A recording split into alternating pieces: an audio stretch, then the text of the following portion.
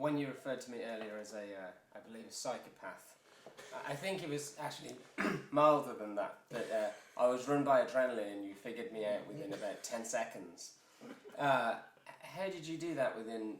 That was, I think, literally 20 seconds of speaking to me. I think because everyone else was quite tame in trying to respond to you, and I immediately went in, and you figured me out very, very quickly. Is that just experience? I think it is. I've been very fortunate, you see. I've been very fortunate to learn from some great teachers. And if you're working with teenagers, for example, the first therapeutic community, I ran therapeutic communities which were 7 days a week, 24 hours a day.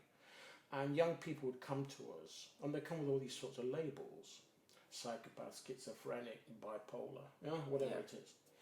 And what we did was we made it very, very clear. We made the deal very clear to people early on. Yeah. And the deal was this: we can help you to get what you want in your life, providing you don't hurt yourself or other people. We'll encourage you. We'll build on your strengths. We'll help you to get work you enjoy. By the way, here's the deal. When you're here, we want you to encourage other people. When you're here, we want you to take responsibility every day, every moment of the day. That's the choice, yeah? Because it's about choices and it's about consequences. Yeah? And so therefore, what I also learned, and then relating to your question, is that if there's 24 kids who are aged between 16 and 20, and there are 2 staff, what's your assets? Your asset is not your staff, it's the kids. So what you have to do is quickly find the leaders. How do you find the leaders? They're often adrenaline driven. And adrenaline driven people walk a line, and they can choose to be very positive with their adrenaline or negative with their adrenaline. It is their choice, and there's a consequence to each route. And you can spot these people very quickly because they're full of life. It's always better to work with a psychopath rather than neurotic, because at least you've got life.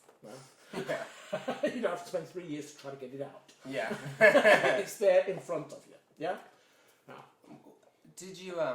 One question that I have is, when you talk about athletes, I am fascinated by elite athletes. Is that you have a level that is normal, professionals, elite, and then there is one, very rarely 2, but one at the top. Michael Jordan, Phelps,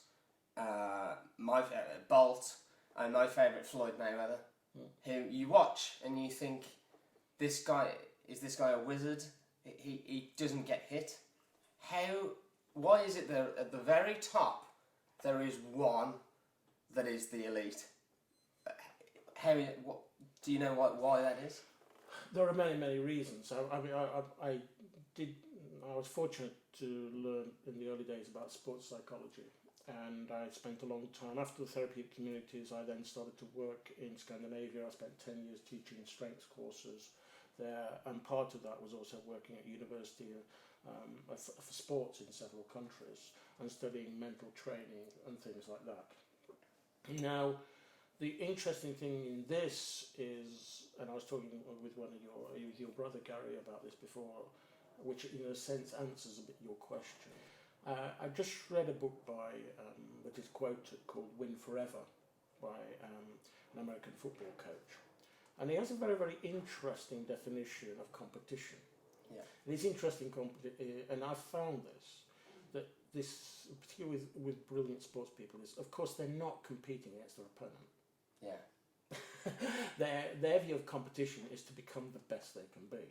Now, that approach formalised with Coach John Wooden in the 1970s and his pyramid of success that all Americans will know about.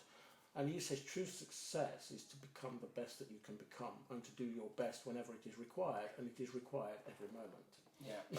And they always say that it's won in training. It's total intensity. And so the interesting thing about the book Win Forever is that it talks about this, and what he also says, what he learned a lot was from this whole idea of actually competition.